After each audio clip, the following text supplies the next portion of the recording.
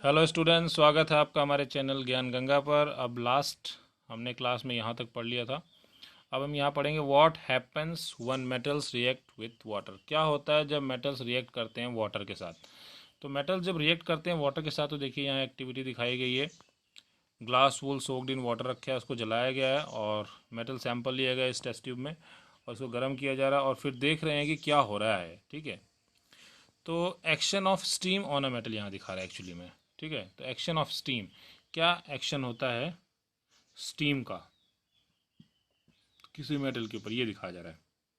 तो यहाँ पे ये बताया जा रहा है कि भी मेटल जो होते हैं वो रिएक्ट करते हैं वाटर के साथ। क्या करते हैं मेटल्स? रिएक्ट करते हैं वाटर के साथ और प्रोड्यूस करते हैं मेटल ऑक्साइड। ठीक है, क्या प्रोड्यूस करते हैं?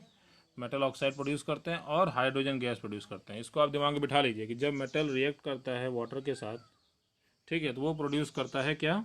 मेटल ऑक्साइड और हाइड्रोजन गैस प्रोड्यूस करता है। और जो मेटल ऑक्साइड है, जो वाटर सॉल्युबल होते हैं, वो वाटर में डिजॉल्व करते हैं और फिर मेटल हाइड्रोक्साइड बना देते हैं। लेकिन सारे मेटल्स ऐसा नहीं करते। जैसे कि ये मेटल है प्लस वाटर है, तो मेटल ऑक्साइड प्लस हाइड्रोजन हुआ। अब जो मेटल ऑक्साइड है प्लस वाटर है, तो मेटल हाइड्रोक्साइड बन जाता है। ठीक है, इस तरह से रिएक्शन शो करता है। अब इसके बाद बता रहा है मेटल जैसे कि पोटेशियम और सोडियम है जो, ठीक है, जैसे कि पोटेशियम और सोडियम है, ये रिएक्ट करते हैं वायलेंटली कोल्ड वाटर के साथ। तो आपको याद रखना है कि जो मेटल जैसे कि पोटेशियम और सोडियम है, ये रिएक्ट करते हैं वायलेंटली किसके साथ? कोल्ड वाटर के साथ। और in case of sodium and potassium, और सोडियम और पोटेशियम की जब बात कर रहे हैं, तो the reaction is so violent, इतना वायलेंट होता है और एक्सोथर्मिक होता है, that the evolve hydrogen immediately catches fire. जो हाइड्रोजन निकलता है वो तुरंत उसमें आग लग जाती है।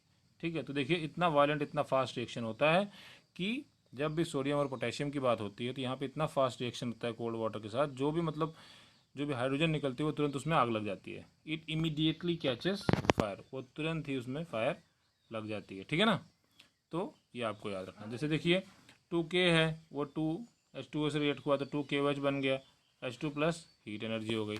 अब 2Na है प्लस 2H2O हो गया, तो 2NaOH प्लस H2 हो गया और हीट एनर्जी निकल गई।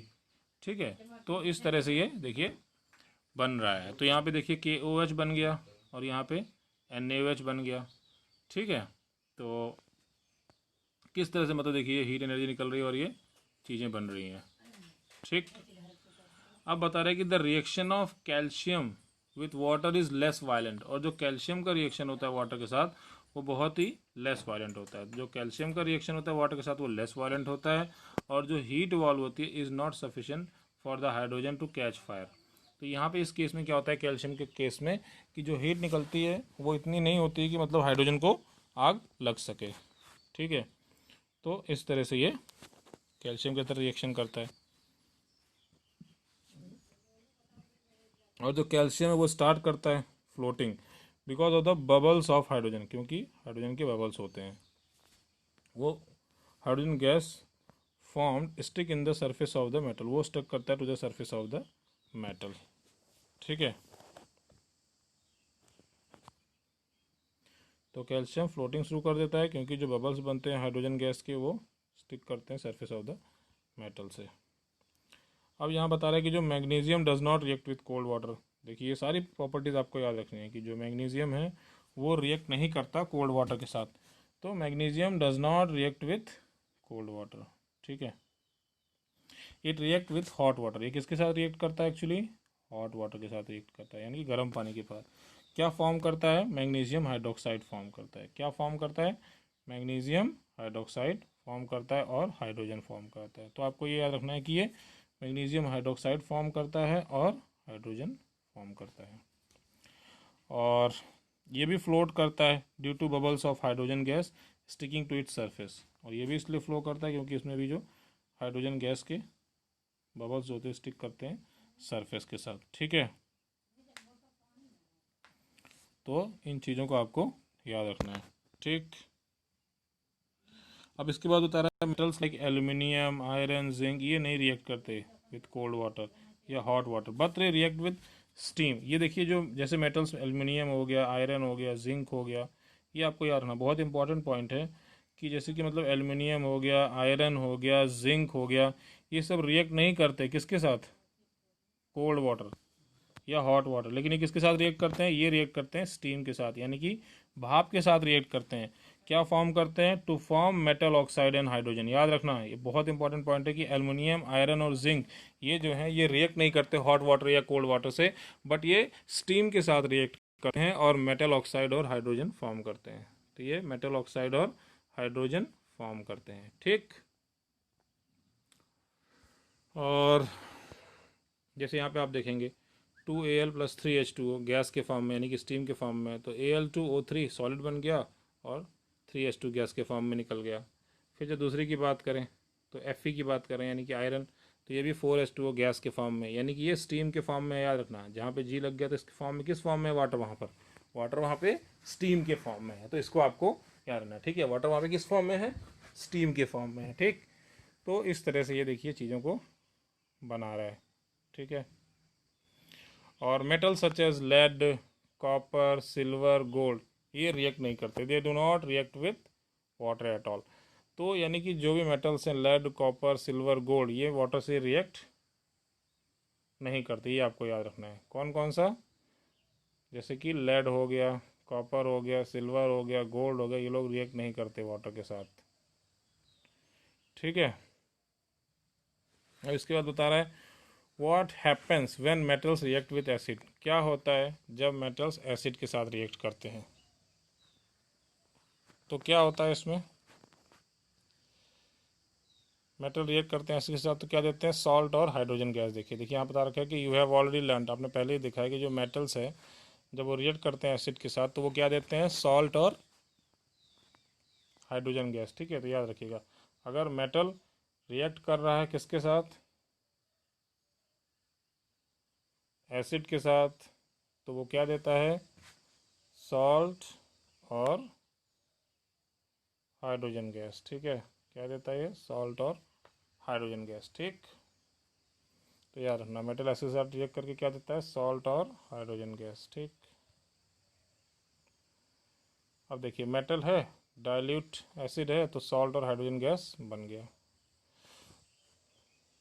तो क्या ऐसा सारे मेटल्स करते हैं। तो अब हम यहाँ पे देखेंगे कि क्या हो रहा है। Right equation for the reaction of magnesium, aluminium, zinc and iron with dilute hydrochloric acid. तो हमें यहाँ पे क्या करना है कि हमें जो है मैग्नीशियम का, एल्युमिनियम का, जिंक का, आयरन का, इन सभी का रिएक्शन लिखना है किसके साथ, डाइल्यूट हाइड्रोक्लोरिक एसिड के साथ, ठीक है। तो इन सभी का हमें रिएक्शन लिखना है किसके साथ, डाइल्यूट हाइड्रोक्लोरिक एसिड के साथ, ठीक। तो क्या होगा, जो हाइड्रोजन गैस है is not evolve when metals react with nitric acid. एक चीज़ का याद रखना है कि जो हाइड्रोजन गैस है वो नहीं निकलती जब मेटल्स किसके साथ रिएक्ट करते हैं, जब मेटल्स रिएक्ट करते हैं नाइट्रिक एसिड के साथ। यानी कि जब मेटल्स नाइट्रिक एसिड के साथ रिएक्ट करते हैं, जब मेटल्स नाइट्रिक एसिड के साथ रिएक्ट करते हैं तो वहाँ पे हाइड्रोजन गैस इवॉल्व नहीं होती है। इट इज़ बिकॉज, ऐसा क्यों, क्योंकि जो HNO3 है वो क्या है, एक स्ट्रॉन्ग ऑक्सीडाइजिंग एजेंट है। तो HNO3 ये क्या है, ये एक स्ट्रॉन्ग ऑक्सीडाइजिंग एजेंट है, ये ऑक्सीडाइज करता है, ठीक है। It oxidises H2 produced to water and salt. ये ऑक्सीडाइज कर देता है जो भी H2 प्रोड्यूस हुई है किसमें, वाटर और सॉल्ट में, ठीक है। तो ये क्या करता है, ऑक्सीडाइज कर देता है हाइड्रोजन को जो प्रोड्यूस होती है वाटर और सॉल्ट में, and gets reduce to any of the nitrogen oxides, ठीक है।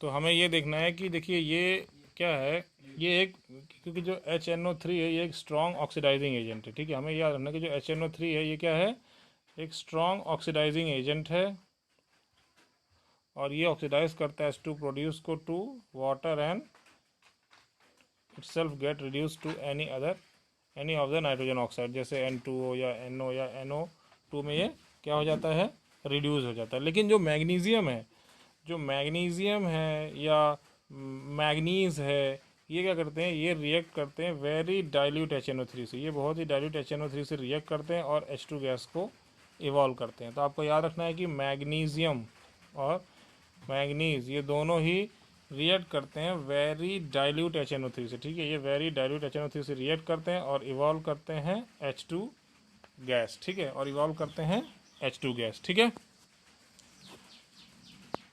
तो इसको आप याद रखिएगा। इसके बाद बता रहा है कि हमें एक और चीज़ समझना है कि जो ऐसे कि मतलब जो rate of formation of bubbles होता है was the fastest in case of magnesium. जो मैग्नीशियम का केस था उस केस में जो बबल्स फॉर्म हो रहे थे वो सबसे तेज फॉर्म हो रहे थे।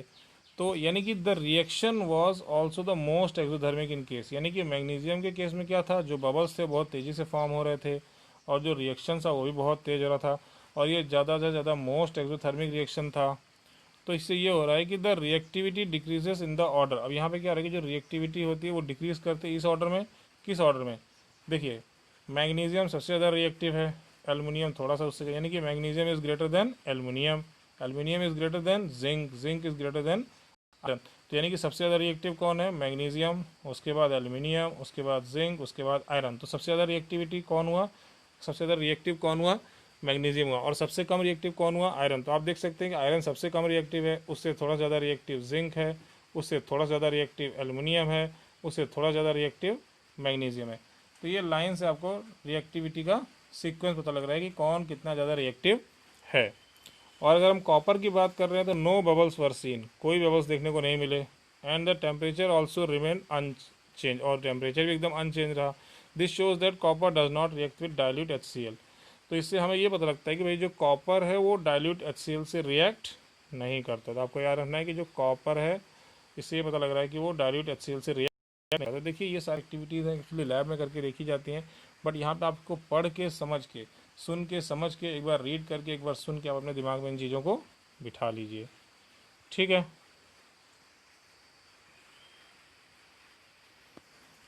और देखिए इसके बाद नया टॉपिक आ रहा है क्या कि ये जो लिखा है डू यू नो, ये सब आप पढ़ लिया करिए, ठीक है। इसमें क्या है क्या नहीं है इसको आप पढ़ के मुझे बताइए और पूछे कोई चीज़ ना समझ में आए तो, ठीक।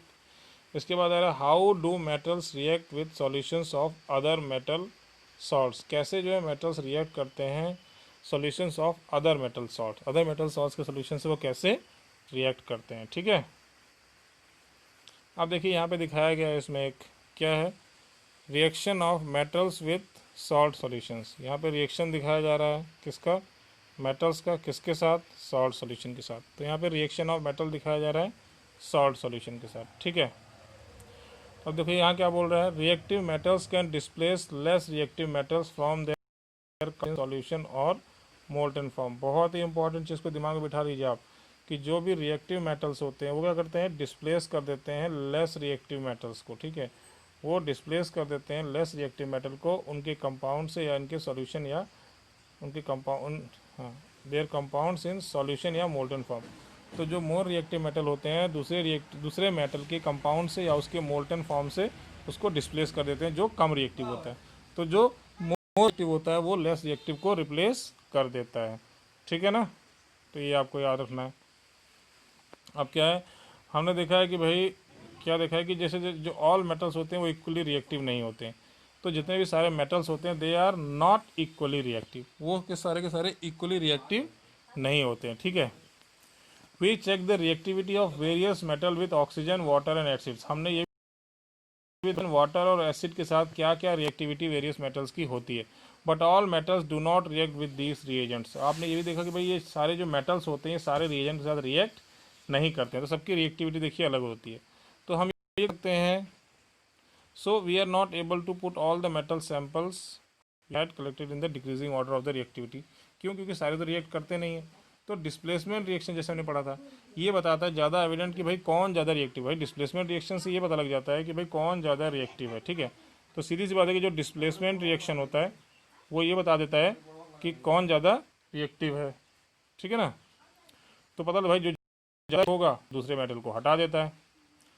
तो it is simple and easy, if metal A displaces metal B from its solution it is more reactive than B. देखिए बहुत आसान सी चीज़ है। क्या बोल रहा है, अगर मान लो मेटल ए है, अगर मान लो मेटल ए है वो डिस्प्लेस करता है मेटल बी को फ्रॉम इट्स सॉल्यूशन, उसके सॉल्यूशन से अगर वो हटा दे रहा है तो इसका मतलब क्या हुआ, it is more reactive than B, यानी कि ए ज़्यादा रिएक्टिव है। तो एकदम कॉमन सा रिएक्शन के माध्यम से इसको आप समझ सकते हैं क्या, जैसे मेटल ए है plus salt solution of B है, अगर मान लो सॉल्ट सॉल्यूशन ऑफ ए बन जा रहा है और मेटल बी को निकाल दे रहा है, अगर ये रिएक्शन हो रहा है तो इसका मतलब क्या हुआ, मेटल ए ज़्यादा रिएक्टिव है। ठीक है, तो एक्टिविटी से आप पता लगा सकते हैं कौन सा मेटल ज़्यादा रिएक्टिव है, कौन सा मेटल कम रिएक्टिव है। तो ये बहुत ही आसान है आपके लिए। ठीक है, तो आई होप इतना आपको ये समझ में आ गया होगा। तो ये रिएक्टिविटी वगैरह हमने जान लिया कैसे कि मतलब मेटल जो रिएक्ट करते हैं solution of other metal salts के साथ, और कैसे ये मतलब रिएक्ट करते हैं एसिड के साथ, कैसे रिएक्ट करते हैं, what happens when metal react with water. तो ये सारी चीज़ें हमने इतनी डिस्कस कर ली हैं, इसको आप अच्छे से पढ़िए, लिखिए, समझिए, जो भी डाउट हो पूछिए। तो चलिए यहाँ तक हमने पढ़ लिया। अब नेक्स्ट लेक्चर में हम पढ़ेंगे द रिएक्टिविटी सीरीज़। तो रिएक्टिविटी सीरीज़ जो है ये हम नेक्स्ट लेक्चर में पढ़ेंगे। ठीक है स्टूडेंट्स, तो फिलहाल इतना पढ़िए, लिखिए, समझिए, इसके बेसिस से जो भी क्वेश्चन सॉल्व होते हैं उनको सॉल्व कीजिए, और जो भी इसमें नहीं समझ में आता वो आप मुझसे पूछिए, जो भी डाउट हो मुझसे पूछिए। ठीक है, तो नेक्स्ट लेक्चर में हम आएंगे तैयारी एक्टिविटी सीरीज लेके। तो इससे पीछे का पूरा अच्छे से पढ़िए, पूरा अच्छे से नोट्स बनाइए, एक एक क्वेश्चन सॉल्व कीजिए, चैप्टर के लास्ट की समरी पढ़िए, जो क्वेश्चन आंसर दिए हैं इनके बेस पे जो क्वेश्चन आंसर सॉल्व हो उनको सॉल्व करिए। ठीक है, तो ये सारा आप करिए, और हम फिर नेक्स्ट प्रेजेंटेशन में जो है द रिएक्टिविटी सीरीज लेकर के आएंगे। ठीक है, तो फिलहाल हमने यहाँ तक पूरा अच्छे से समझ लिया है। तो मिलते हैं स्टूडेंट्स नेक्स्ट प्रेजेंटेशन में। Thank you.